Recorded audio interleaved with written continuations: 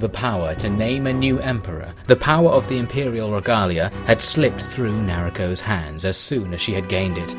Betrayed by the scholar Jungeun, she deduced that Kyoto was now the most likely location of the treasures she had worked so hard to acquire. There was no doubt in her mind that they needed to be recovered by her and her alone, and hence she prepared her soldiers for a march under arms to the capital. All the men are fired up about making Nariko the empress, told them she hadn't decided and they wouldn't have any of it. Same with the girls. Do you think she'll do it? I hope so. Really?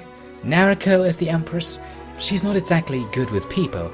Good at killing people, and to forge a new imperial dynasty, that's what we need. You're good at killing people. Ask her to give it to you. A forgotten samurai, and a disgraced one at that if you ask the right people. Not a good choice. Nariko is the most well-known person in the land who isn't already plotting to kill every other lord. You won't find another person like that. No, I'm sure you'd make a fine empress, dear. Lots of shiny trinkets to drool over, and everyone does exactly what you say. Yes, I rather do think it would suit me, for a while at least. And if I were nobility, we could get married. Ah, what? Oh, yes, I suppose. That's all it takes to break the generals seeking to bring peace to the land. I better make sure Nariko has me down as her second choice. As Nariko set out, messengers arrived at every noble hall from Kagoshima to Kyoto, all bearing the same message from the same sender. The regalia have been found. Assemble the council, Nariko. She's nearby. The rumors were all true.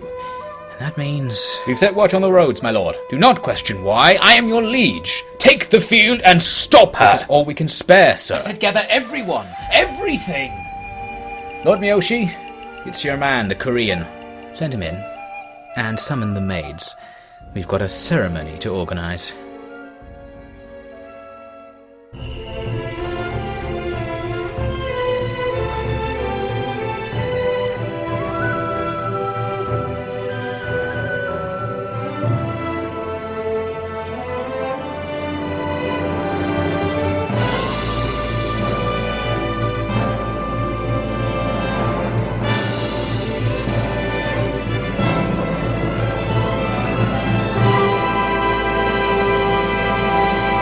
Hello and welcome back to Nariko's Treasure, where after a shorter than expected stay at Master Ujie's training school, we must immediately go in pursuit of the thief who stole the Imperial Regalia and presumably took them back to the capital.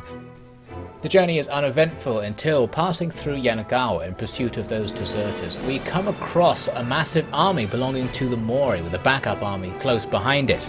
This army approaches us with battle formations ready, and we find ourselves suddenly engaged by it.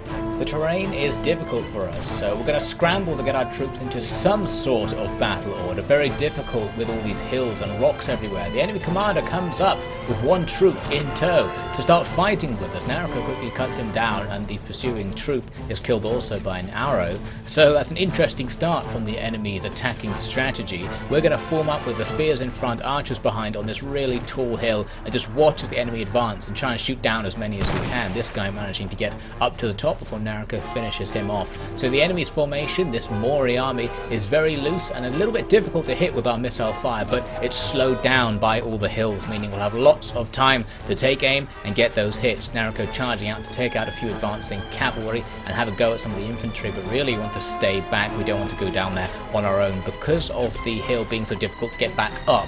Once you're down, you're sort of trapped down there and we can't get back to our own troops. So after a while, the bombardment from the arrows continuing, the enemy numbers are beginning to dwindle and their morale is breaking. We start to see enemies routing away, not even getting near to our formation. Nariko's horse is wounded and we manage to just about push back through the line to safety behind our spearmen, with those arrows from the Onibushi up the hill going dangerously close either side of Nariko at targets behind her.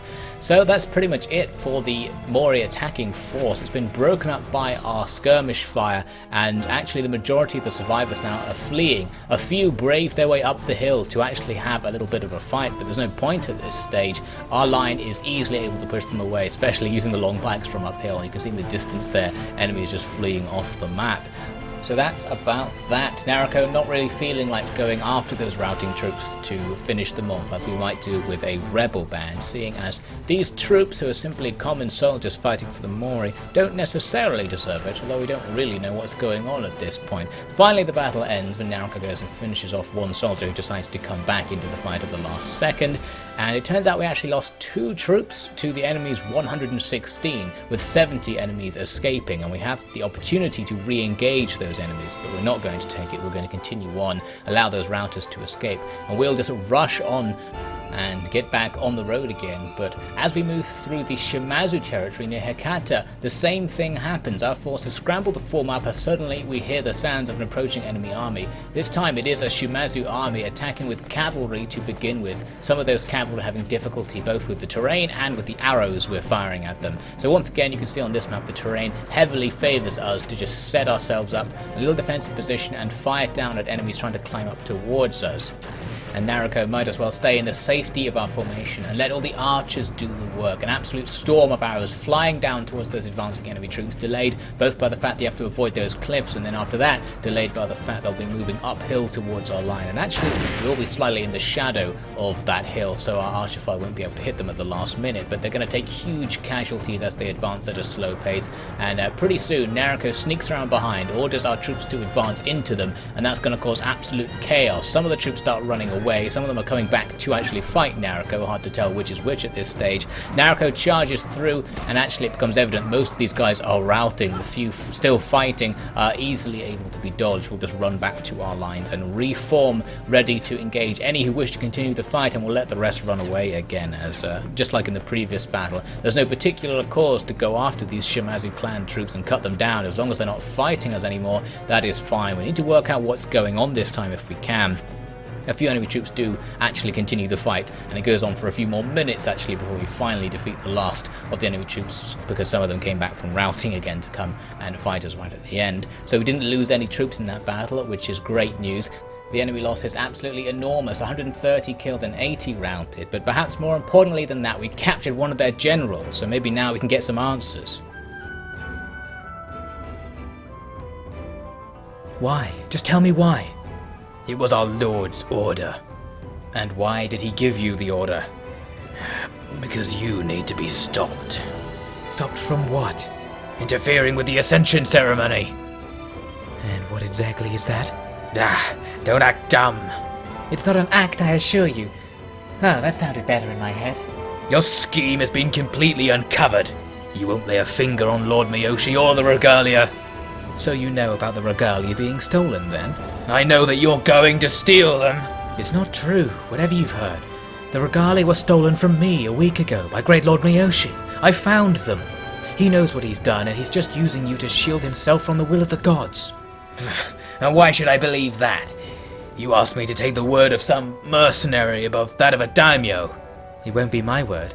Miyoshi will only keep those regalia if that is the god's desire, in which case I will fail to reach Kyoto.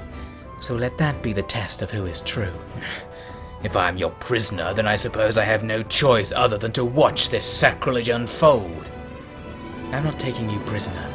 I have allowed your men to withdraw in peace, and I'll do the same for you. Really?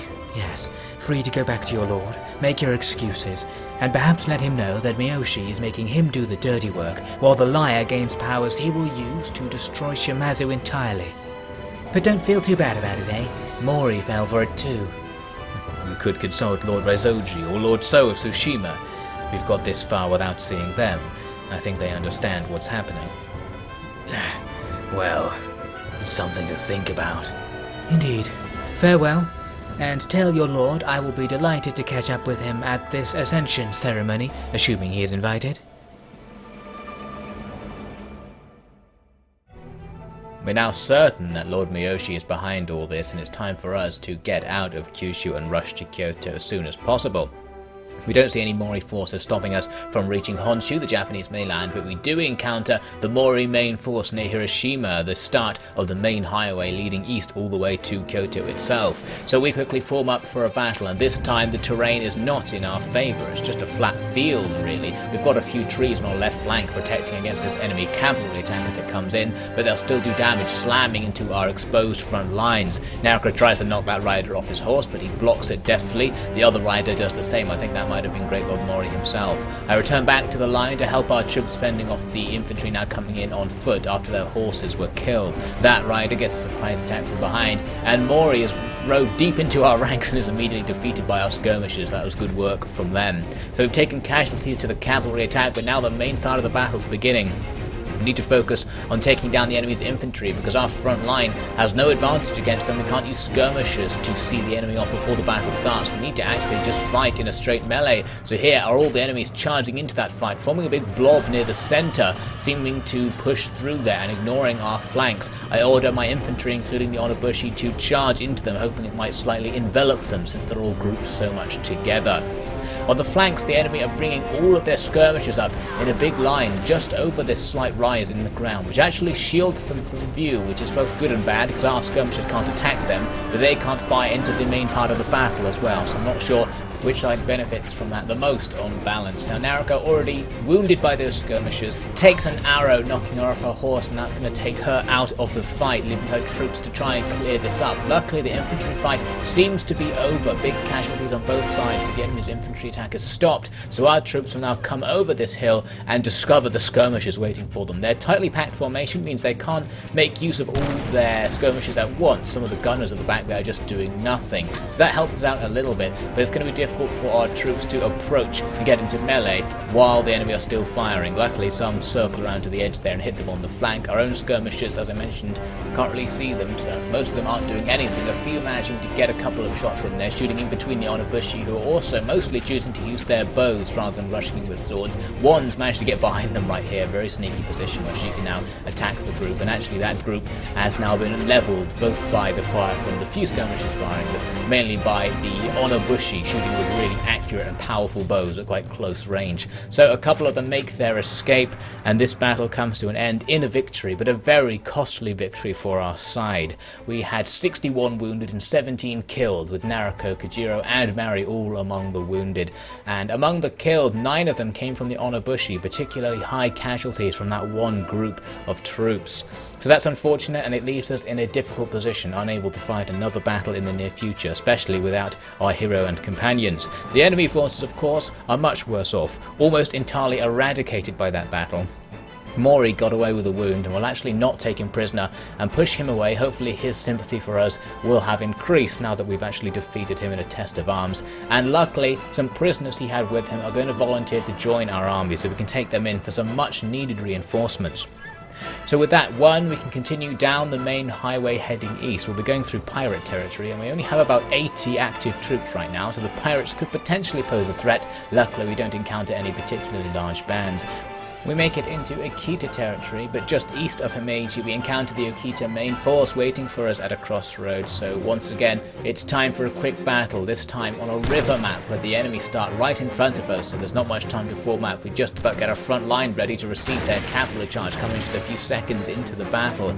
And even though this one guy managed to circle around and rear attack our troops there, it does prove to be enough to stop their infantry, and that must be their officer coming in there with the fancy clothes and going straight down again. So the enemy's penchant for cavalry charge is proving quite disastrous in terms of losing their leadership right at the start of battles. Nariko being careful to avoid this big column of enemy troops now coming into our front line, so just like in the last fight, our infantry will simply have to hold the enemy at bay. We have a slight rise that our skirmishers are on, so they can shoot over the top into the idle troops who are still waiting to fight, and that's going to make that battle go a lot faster. We'll be dealing a lot of damage, plus Nariko being brazen despite still being wounded from the last battle and distracting enemy forces to pull them away from the hot spots. Pretty soon, as the Onobushi advance on this clear left flank, we surround and destroy the enemy's main infantry body in the center. So this is great. Nariko orders a general advance as she takes out that one enemy, doing a sneaky flank over to the right. We need to push forwards now, cutting through the last remnants of the infantry to get to the skirmishers, who are all clustered back here, similar to the Miyoshi strategy.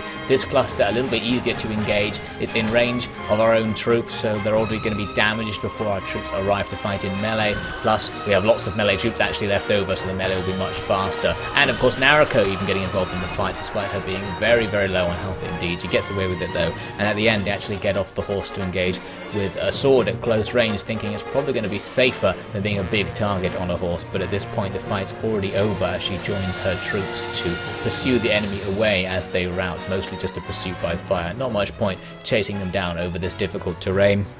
So that fight comes to an end. It's another victory, a little bit easier than the one over the Mori. The enemy's force was a bit smaller, and the terrain favoured us a tiny bit more as well. But still, some casualties taken, with 7 killed and many tens wounded. The enemy forces doing terribly, 160 killed. And we also captured Lord Ishiki, a Miyoshi officer who apparently was helping the Ukita here. And we're going to, again, let him go in order to gain his favour. And we also managed to free another lordly prisoner who this army had in tow. So that's another guy now in our debts. Plus, once again, some really vital reinforcements coming from prisoners rescued from after the fight. So with that done, we managed to get through the Ukita clan territory. See another Ukita army and a Miyoshi army just running about the place. We're going to go off-road now and take a slight shortcut to go over to Kyoto along this river. That way avoiding any shenanigans in the main body of Miyoshi's territory between Sakai and Nara to the south. As we advance, we do see some enemy armies spotting us and then just running to get out of the way. They no longer wish to try and stop us. We're going to Kyoto. If we don't do this today, we're not doing it. That's the sum of it. This could play to our advantage. If the ceremony has already started, then Miyoshi's commanders will probably be distracted by it. Yeah, but he's left a whole parade of troops on the road to the palace. Can we go around? We'd have to jump the moat and scale the wall. I reckon I could do it. Time isn't on our side. No sneaking and no besieging. Sorry, my lady, but it is a strategic necessity that we do this the direct way. Their numbers? More than ours. Probably not more than double, though. We've beaten that before. But this is their trap. They'll have every advantage. Think of our losses. Our losses will be great. I will not pretend otherwise. But focus on the goal. 100 fallen here could save 1,000,000 lives or more. I see the pragmatism, I assure you. But these lives... I mean, what if you two... Nariko, no need to joke. I've dedicated myself to this cause. My life is at stake by my own wishes. I'm sure Mary wants to tell you the same. Everyone's been so good to me, bumbling around pretending to be a leader. You are a leader, Nariko. Look at where you are. Look at what you're about to achieve. No daimyo could ever do this, nor can any stop you. You'll win if you want it, and that's all there is to it. Just gotta stay on top of things, stay positive, stay cool, you know? Every second we sit here, Miyoshi's up to no good. It's time. Get everyone up. We're moving. All troops follow me. We're heading straight for the palace and cutting down anyone who tries to stop us. Fight like demons for the regalia and for Lady Nariko! The streets of Kyoto are lined with hostile troops trying to stop us from reaching the palace, and our army is going to have to just force its way through them. There's literally no room for strategy here. We have to just charge right into these enemy ranks, skirmishers and all. There's no room for range tactics, no room for outflanking. We just have to fight our way through in this huge mosh of combat and hope that our troops' martial spirit is strong enough, our equipment is high quality enough, and that our skills are keen enough to win against the enemy.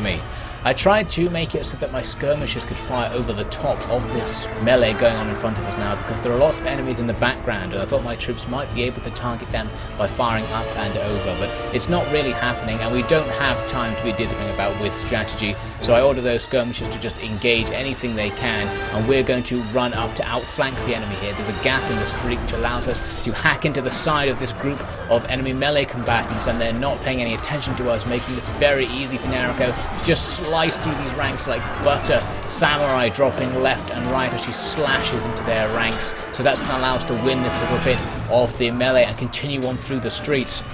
That spearman tries to come and fight a duel with Nariko. A bad idea. A couple of other troops coming in to help her out, but she doesn't need it. So we'll keep rushing forwards into the next very small line of enemy forces. A samurai was pointing a gun right at Nariko. She dodges out of line of sight. He comes in for a sword fight and loses, and we continue on. Next up, further down the street, a load of skirmishers start firing at us and we are very exposed. I first moved to take cover, but then realised I should follow my troops into this alleyway where a bunch of enemies have backed into it. We need to just push into this really tight confines and take them out. We do that quickly thanks to Nariko's help. So now we need to push it right back out of the alleyway and continue down the street, taking that skirmisher fire the whole time. This can't be good for our troops. I'm ordering everyone to just charge at this point. There's nothing left to do but try and force this final wave of enemies back. Rushing forward, we see our own troops dropping all over the place thanks to the enemy's skirmisher fire. While most of my troops go to the left to fight a group of melee combatants, I'm going to move on and go right into the enemy's skirmish line, their final line, and try and do some damage and stop them from firing. Luckily, they're quite distracted watching the melee in front of them, so only one or two of them at a time actually pay any attention to Nariko, and she's able to quickly do a lot of damage to this whole group of skirmishers, killing samurai and ashigaru alike down to the last man. It's actually this ashigaru here who proves to be the most fearsome combatant of them all, slashing with the wakizashi and actually getting a couple of hits on Nariko. He's still got plenty of health though, because there aren't many enemies left. So after a very prolonged fight with this guy who bring him down, the next enemy is cornered, misses a shot with his bow, and now he can't escape from Nariko's stabbing attack. Then we move on to help this spearman, cutting down his opponent, but that spearman is the only member of our force still alive. One troop made it to the end. Nariko's party have given absolutely everything to get her to this point, to give her this chance to go to the palace and make all of this worth something. No. Mary, my lady, you must go. We have to help everyone. That's not your duty. You have to stop Miyoshi. Get the townspeople to treat everyone right now. I don't care what side they were on. Save them all. And find Mary, please. Understand? Yes, my lady. Good luck. Yeah, I deserve good luck, don't I? After this, how am I going to stop him now? Undeterred by the sound of fighting in the city streets, a gathering of generals, monks, officials and landowners from all over the realm continued on. Before the assembled nobility stood Great Lord Miyoshi, with a necklace at his chest, a mirror in one hand and a sword in the other. Hastily wiping the blood from her weapons and armour, Nariko attached her helmet's faceplate and walked confidently into the palace, looking sufficiently like one of Miyoshi's own officers to make it inside. Only the guards at the doors to the imperial court itself were unwilling to give her the benefit of the doubt. And it is the responsibility of the Emperor to ensure that his people live in peace. To that end, I intend to invoke my ancient right to assume direct control of any and all provinces that I see fit. Only through my unified vision, with reach beyond the confines of the clans, can the causes of this war be rooted out and destroyed. Miyoshi! You're a liar! He's trying to fool you all! Restrain her, now! Get her out of here! Come here, you lout! Wait, Lady Nariko, is that you? Yes, it is. And before you all ask, I'm not here to steal the regalia. It matters not what you are here for. You have violated the sacred bounds of this chamber in my presence, and for that your life is forfeit. Take her away. Wait, Lord Miyoshi. Address me as the Emperor. I hesitate to do so, as should all here. I speak on behalf of all the lords of Shimazu, and we have reason to believe that this interruption is fortuitous. I, too, have heard the rumours I believe you're alluding to, Lord Shimazu. In fact, she explained them to me herself. Hard to believe, and yet her presence here suggests she has the ear of the heavens. What are you all talking about? They're talking about how you stole the regalia from me, how you killed for them, bought them, lied for them. You play the gods and everyone here for a fool. Insanity! And in the face of the Emperor himself, no less. You have earned your death 1,000 times over in the time it takes to draw a single breath. But let me offer you a few words for the benefit of those present. I, as we have already discussed today, am a member of the imperial family by the wishes of the late emperor. I command the armies that guard our land's most vital cities, roads, and ports. I consider the daimyo of the land my close acquaintances, and I act as a pillar for our religious orders in Kansai and across the realm. You think that the heavens did not see fit to gift me the regalia? Utter madness. They saw that I am the best and only option. And you have the audacity to kill your way into my chamber on the day of my ascension and claim that a mercenary peasant wearing stolen samurai plate is in fact the only one the heavens selected for the purpose of ending a century of war between the great families. I do not need to be the chosen representative of the gods to have the wit to ignore you, and I do not need to be the supreme ruler of men to have the authority to execute you. Bring her here. I'll do it myself. Get that armor off her. Hey! Stop it! Someone stop him! He's lying! He's a fraud! Give me suicide! Anything but his sword! In all this confusion, what can honorable men do but bow to the will of the one who's been made emperor? I'm sorry, Lady Nariko. Stop! He's not the emperor! Those are not the regalia! You! He's the one who stole them from me! He gave them to Miyoshi! Admit it! I admit that I took them from you, but I did not give them to Lord Miyoshi, and that is why he is, in fact, not the emperor. Meanwhile, among the crowds of onlookers gathering in the doorways and screens surrounding the chamber... a double deception. Finally. Now, where's your armor? Gone. Take yours off too. We'll blend in with the crowd. Well, since it's you asking, who are these people anyway? I could barely see. Nariko's causing an upset. Palace servants like a good show, I guess. Jungeun's in there too, but he says he didn't give Miyoshi the regalia. Too little, too late. I'm going for him. Excuse me, miss. Very important... Wait, Mary! Listen, do you hear what he's saying? So, I faked them. I didn't want to let either side down, but I had a way to give both sides a chance and let fate, if such a thing exists, decide the matter, and it seems to have done so. More claims with no proof and no answer to the gaping question that destroys your credibility. What did you do with the real regalia if these are not they? You seek to be the usurper you would make me out to be, is that it? That's my cue for my witnesses to emerge. You are here, aren't you? I am here, little pup. I am this man's liege, and I was quite surprised when he visited me and gave me this rather ancient-looking sword. Pass it round, but be very careful with it. It's a fake! Destroy it! I order you to destroy it! Don't worry about him. His words are as empty as they have always been, I say. And while you inspect the sword, take a look at this. Jungeun here let me keep this jewel safe. But now it's time for it to go back to its rightful owner. Those are the real regalia. He wasn't lying. And the mirror? Don't worry, I'm coming. Not as speedy as I once was. Yes, Jungeun here invested his trust in me to take care of this little stolen treasure. Luckily, I am more worthy of trust than he. Or perhaps I am just more sure in the knowledge that this mirror is owned by Lady Nariko here. Tenkai, that's it, the mirror. The regalia is safe. Jungeun, you... I don't know what to say. I wronged you, my lady, and I don't think you deserved it. You won't see me again. But even if you hate me until the day that you die, I ask that you remember I did do one rather noble thing for you. I took a very difficult decision out of your hands. This is all a ploy of huge magnitude, and one that we surely all see through. They offer no reason to believe these cheap, ugly pieces of craft not fit for market are the regalia. How have so many fallen for Nariko's lies? What did she offer you all? Explain it to me before my men put an end to this. Out of the way! Hey! Your men have deserted you, my lord, or lie dead. The only troops in this palace are those of the lords you sought to dominate, and those of the lady you committed a most grievous theft against. Kochku! Is Mary okay? I'm right here, dear. Don't worry about me. We've got more important business to be sorting out, don't we? Everyone came here to see some ascension, and some ascension they will damn well get.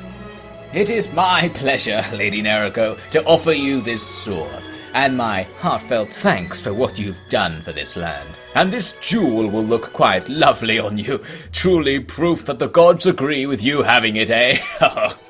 The mirror is delicate, so hold it carefully, my lady. Justice is done, then. The regalia are back where they belong. Why is no one listening to me? I say that those are the fakes. Can anyone prove me wrong? If not, then we must stop violating the will of the late emperor at once and arrest these intruders so that the ceremony may continue as ordained. We shall let the spy master's blade coax the true depth of this conspiracy out of these criminals. And then, from the crowd of onlookers, another familiar face emerged. You speak of conspiracies with the knowledge of a man at the center of one, Miyoshi-san. It's impossible. By the heavens. Now that is a relief. No. Priestess. No way. And Koch, look. In this light, I think I see your point. Look at that. Jealous? I think she's about to take back the daughter you borrowed. This girl who stands so wearily before us is one we all know by name and face. Gods and man alike have heard of the joy that follows in her wake, from north to south, low-born to high-born. The mirror in her hand is set in a frame of 8 corners, not the 6 of the one the pretender wields. The jewel on her breast bears the defect chipped away by a would-be thief of the empire hundreds of years ago. It is not smooth like the one the pretender of today wields, and the sword at her side is still blunted at the tip from just 20 years ago, where, as many of you here today witnessed, the pretender thrust it through the wall of my chamber, drawing the blood that convinced him of my death. You can't say that. I would order you all to cast this man out into the wilderness so that he might be denied a death with dignity. But you, all of you, take your orders from someone else now. You take them from someone chosen by the rulers of every domain from heaven to the commoner's kitchen. You take them from someone worthy, able, tested, and loved. You take them from someone I intend to have a rather long conversation with once we are done. Tenkai? Let heaven and earth rejoice, for a new child of the gods is among us. Honor her, our treasured empress. What? Wait!